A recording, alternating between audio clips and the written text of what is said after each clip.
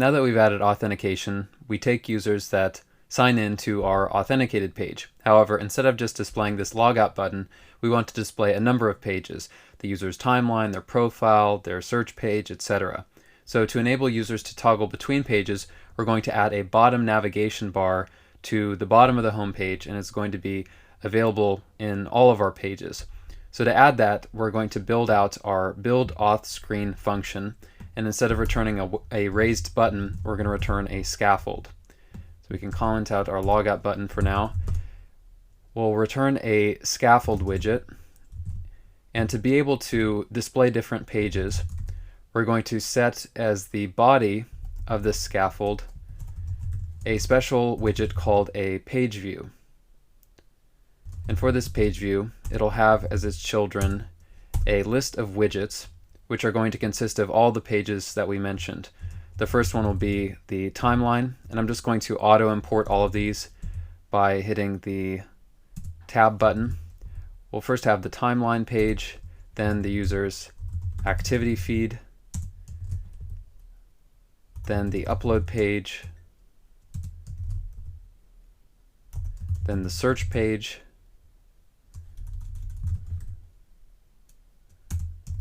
and after that, the user's profile.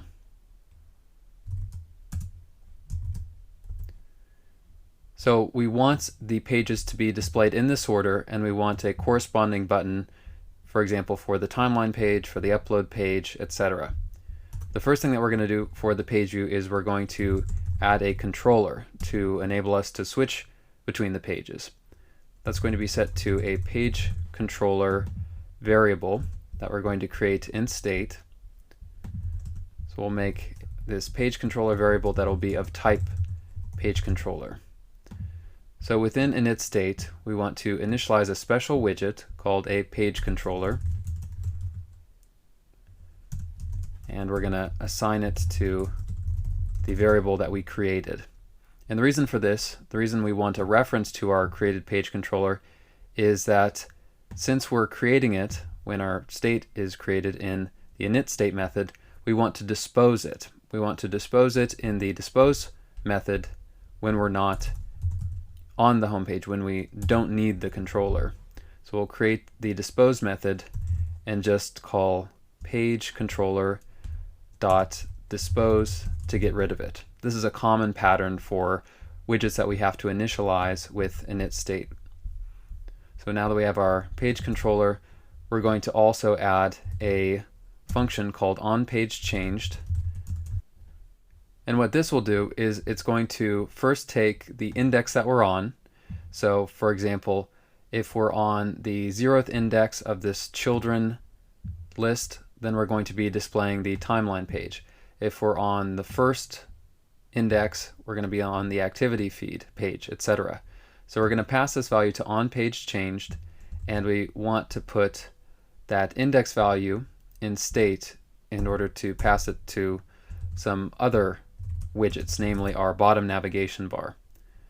So in its parameters, we'll get the integer page index, and we'll use setState to update a new state value that we'll create of the same name, page index. And note that since the value that we're attempting to put in state has the same name as the state variable that we're trying to update, we need to instead update this .page index instead of just page index. So let's create page index in state. This will be an integer initialized to 0.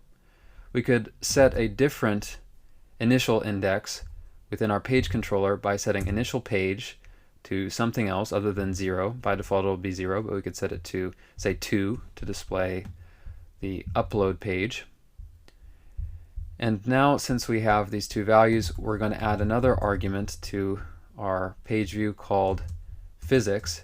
And we don't want our page view to be scrollable. We want the pages to sometimes have scrollable widgets within them. However, we don't want the page view itself to scroll. So we'll set physics to never scrollable scroll physics, this particular widget, to make sure we cannot, or the user cannot, scroll. So after body within scaffold, we're going to add the bottom navigation bar. And for this, we're going to use a iOS style component. So we're going to use a Cupertino widget called tab bar. And the first value that we're going to provide to the tab bar is the current index. We want to keep the buttons that we're going to put in this tab bar in sync with our children. So if we're on the timeline page, we want to say that our current index is 0, and we're going to get that from the page index integer and state. The next is going to be on tap. So when we tap on one of our buttons, we're going to create them in just a second. When we press on one of them, we want to execute this on tap function. So we're going to add this, and what this will do, this on tap function is going to be responsible for actually changing the page in our page view. So how are we going to do that? Well, we're going to do it with our page controller.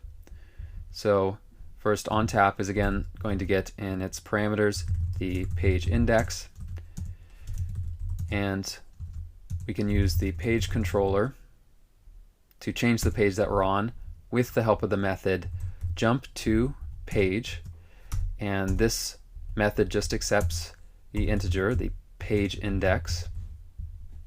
So that's all that's needed in order to change our page. After on tap, we want to give the button that we've got selected, say the button corresponding to the timeline page, we want to give it an active color if we're actually on the timeline page. So for active color, I'm going to set mine to my primary color, coming from theme.of context primary color, my deep blue, deep purple color. And then finally, we need to include our items, which, like children for page view, is a list, and it's going to be a list of widgets called bottom navigation bar item. And we can supply to this an icon value, so we can provide an icon that users can click on to go to a given page. So for example, for our timeline page, we're going to include the icon with the name icons.what's-hot, and note that you can preview this icon by just hovering over its name. So we see we have this little flame icon here. I'm going to copy this and paste this in 4 more times for our other 4 buttons. So for the activity feed page, this will have the icon of notifications active. For the upload page, this will be camera underscore, or actually photo underscore camera. And I want to make this slightly larger since it's going to be in the middle of our list of buttons. So I'll set the size argument to 35.0. And for the search page, that'll have an icon of search associated with it. And then finally for profile, it's going to have an icon of account underscore circle. So with all of that, we can save. I'd also recommend doing a hot restart of your app.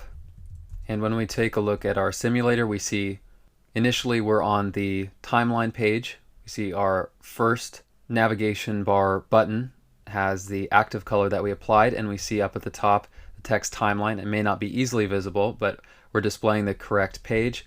Then if we go to the activity feed page, if we click on that button, we see the activity feed page text, and the same for the rest of the widgets. So now we have navigation within our app. We're using the majority of our pages, and at this point we've established our basic app structure, and we're ready to move on to making each of these pages functional.